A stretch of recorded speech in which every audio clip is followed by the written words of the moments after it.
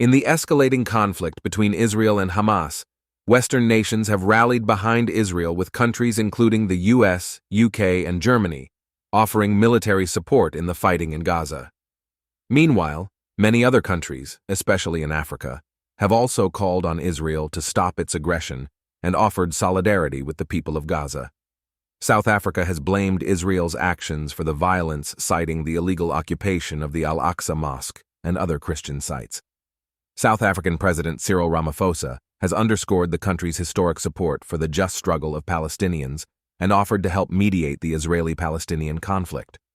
We are all standing here pledging our solidarity with the people of Palestine. We stand here because we are deeply concerned about the atrocities that are unfolding in the Middle East. We have a full understanding of how the people of Palestine have taken up this issue because they are people that have been under occupation for almost 75 years, Ramaphosa said. The South African president said he was gravely concerned at the devastating escalation of the conflict and the atrocities committed against civilian populations. But why is South Africa one of the few nations to openly speak against Israel, despite being Tel Aviv's biggest trading partner in Africa?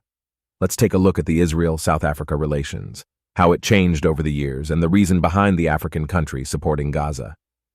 South Africa generally expressed support for Jewish statehood from the 1940s to the 1960s. In the early 1960s, both the ANC and its primary rival in the anti-apartheid struggle, the Pan-Africanist Congress, PAC, considered Israel as a potential ally in their battle against apartheid.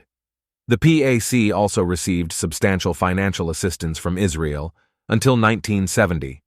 However, the ANC's resentment towards Israel for its collaboration with white minority rule during the 1970s and 1980s, coupled with the perception of Palestinians suffering apartheid-like oppression, has come to shape the party's perspective on the Israeli-Palestinian conflict. Since the late 1960s, the ANC has cultivated strong ties with the Palestinian Liberation Organization, PLO.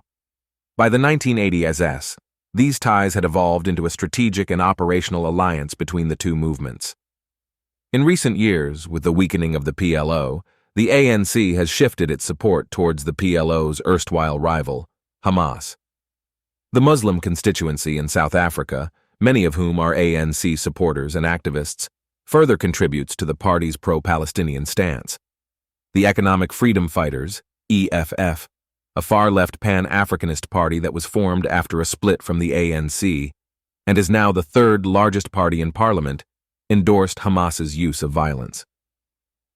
Drawing parallels with the anti-apartheid struggle, the party's spokesperson squarely placed the blame on Israel. Conversely, several movements offered their solidarity with Israel. The Liberal Democratic Alliance, the main opposition party, vehemently condemned the unprovoked attack by Hamas. South African politicians have framed the recent escalation between Hamas and Israel within the broader context of their perspectives on global dynamics. As with the war in Ukraine, the governing ANC and more radical elements unequivocally support the Palestinians, their long-standing allies. They view Hamas as representing the Palestinian cause and perceive Israel as an apartheid state. The Liberal DA's support for Israel is also shaped by historical and contemporary factors. It mirrors the enduring liberal backing of Israel in South Africa. It also allows the party to align itself with Western governments that have recently expressed support for Israel. South Africa, which bore the brunt of colonialism like many other countries, has traditionally been sympathetic to the Palestinian cause.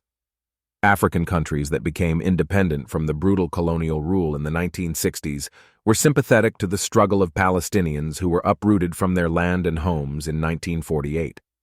The post-apartheid South Africa has been the most staunch supporter of Palestine in the sub-Saharan continent. South African anti-apartheid activist and former President Nelson Mandela famously drew parallels between the struggle of black South Africans against white rule and of Palestinians against Israel's occupation. South Africa's own experience of discrimination and racial segregation made it sympathetic to what was happening to Palestinians by the Israelis. South African leader Nelson Mandela, like Mahatma Gandhi, spoke up strongly for the rights of the Palestinians. We do not mean that Israel has the right to retain the territories they conquered from the Arab world, like the Gaza Strip, the Golan Heights, and the West Bank. We don't agree with that. Those territories should be returned to the Arab people.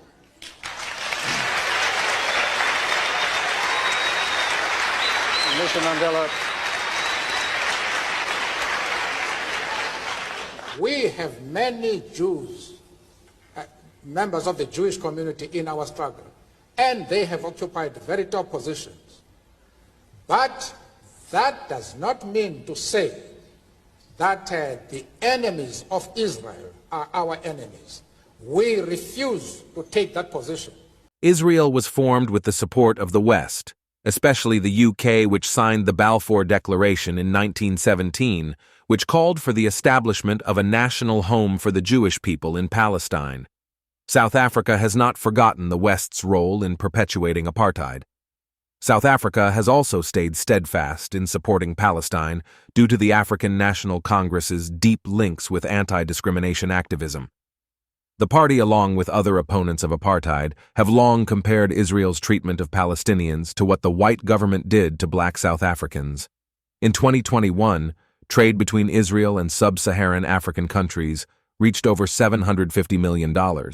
Israel exported machinery, electronics, and chemicals to Africa. Of the total exports to Africa, around two-thirds went to South Africa, followed by Nigeria, with which Israel traded goods worth $129 million in 2021. Despite being Israel's biggest trading partner in Africa, South Africa has been among the few nations like Algeria vocally criticizing Israel. Last year, South Africa said Israel should be declared an apartheid state. On March 20, 2023, it downgraded its embassy in Israel into a liaison office. Kenya's has expressed its support for Israel, with the Kenyan President William Ruto voicing his support on X, formerly Twitter. Kenya joins the rest of the world in solidarity with the State of Israel and unequivocally condemns terrorism and attacks on innocent civilians in the country, Ruto posted on X. Other nations, including Democratic Republic of Congo, Ghana, and Zambia, have also supported Israel on the issue. Algeria has declared solidarity with Palestine with the Algerian Ministry of Foreign Affairs, expressing deep concern over Israel's attacks on Gaza and accusing it of violating international humanitarian law. African Union Chairperson Musa Faki Mahamat has highlighted the denial of the fundamental rights of the Palestinian people as the main cause of the current tensions. Morocco, which is establishing full diplomatic ties with Israel, has voiced deep concerns over the situation in Gaza and called for an end to the violence. Uganda President Yoweri Museveni has condemned the violence in Gaza and called for two-state solution on the issue.